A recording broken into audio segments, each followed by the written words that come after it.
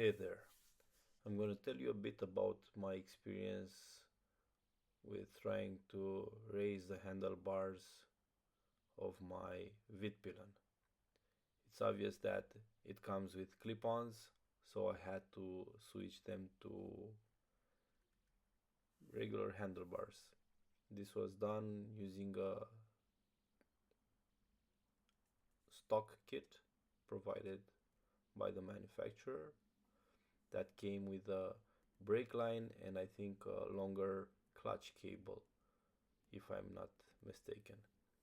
Now after that, I decided I want the handlebar to be even higher, so I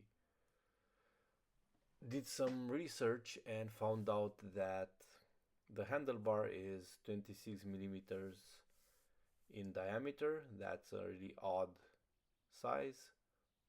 So the only option I found was the Roxspeed for KTM or Svartpilen 401. They are the only ones that seem to fit. As you can see, they're lightweight. They have only 372 grams. You can pause the video here to see how you can mount them, and also here there are multiple flavors of these risers depending on the handlebar diameter, the rise, the stem, whatever.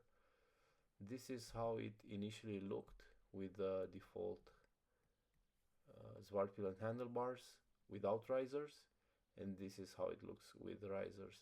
I don't know if you can tell if it's not a big difference in the angle of riding, but it is quite a big difference in height. We're going from 102 or 103 centimeters to 108 centimeters measured at the end of the handlebars. This is the handlebar before rising it, and this is how it looks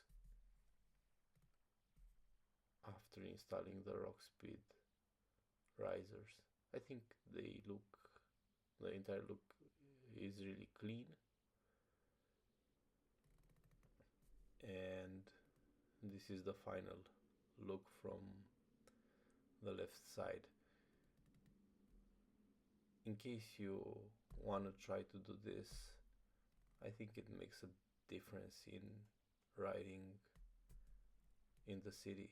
You can see better the road ahead, but it reduces your visibility to the dashboard. Overall, I would recommend it.